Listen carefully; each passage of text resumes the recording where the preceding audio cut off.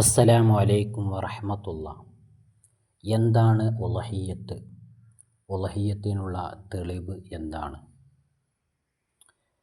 ദുൽഹിജ്ജ മാസം 10, 11, 12, 13 ദിവസങ്ങളിൽ അള്ളാഹുവിൻ്റെ പ്രീതിക്ക് വേണ്ടി നിബന്ധനകളോടുകൂടെ മൃഗത്തെ അറുക്കുന്ന കർമ്മത്തിനാണ് ഉളഹിയ്യത്ത് എന്ന് പറയുന്നത്.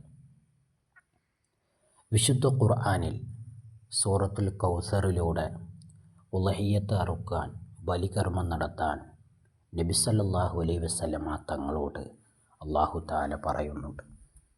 അതിലൂടെ നമ്മളോടെല്ലാം അല്ലാഹു തആല ബലികർമ്മം നടത്താനാണ് പറയുന്നത്. ഫസ്വല്ലി ലിറബ്ബിക വൻഹർ, നബിയെ താങ്കളുടെ നാഥന് വേണ്ടി നിസ്കരിക്കുകയും അറവ് നടത്തുകയും ചെയ്യുക. വൻഹർ എന്ന് പറഞ്ഞാൽ അവിടെ ഉദ്ദേശിക്കുന്നത് ഉളഹിയ്യത്ത് ബലികർമ്മമാണ്. അതുകൊണ്ട് തന്നെ വിശുദ്ധ ഖുർആനിൽ ഉളഹിയ്യത്തിന് തെളിവ് ഉണ്ട്.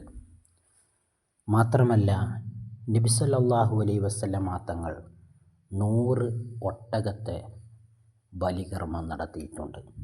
അതിൽ 63 ഒട്ടകം നബി തങ്ങൾ സ്വന്തം കരങ്ങൾ കൊണ്ട്, സ്വന്തം കൈകൾ കൊണ്ട് ഉളഹിയ്യത്ത് നടത്തിയിട്ടുണ്ട്.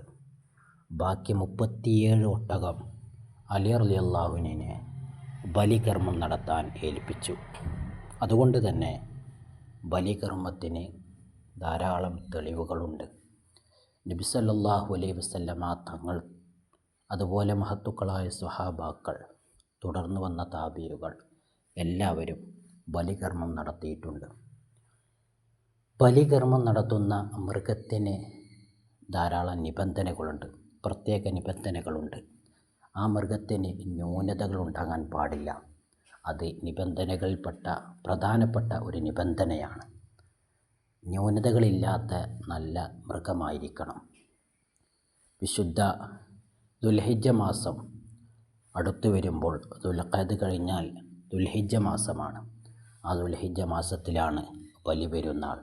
ബലിപെരുന്നാളിലെ പ്രധാനപ്പെട്ട കർമ്മമാണ് ഉളഹിയ്യത്ത്. ഉളഹിയ്യത്ത് അറുക്കൽ അള്ളാഹുവിന് വളരെ ഇഷ്ടമുള്ള ഒരു കാര്യമാണ്. ബലിപെരുന്നാൾ ദിവസം ഉളഹിയ്യത്തിനേക്കാൾ ഇഷ്ടമുള്ള ഒരു കാര്യവും അള്ളാഹുവിനില്ല. അള്ളാഹുവിന് ഏറ്റവും ഇഷ്ടമുള്ള ഒരു കാര്യം അവൻ്റെ പ്രീതിക്ക് വേണ്ടി ഉളഹിയ്യത്ത് അറുക്കുക എന്ന മഹത്തായ കർമ്മമാണ്. അസ്സലാമു അലൈക്കും വറഹ്മത്തുള്ളാഹി.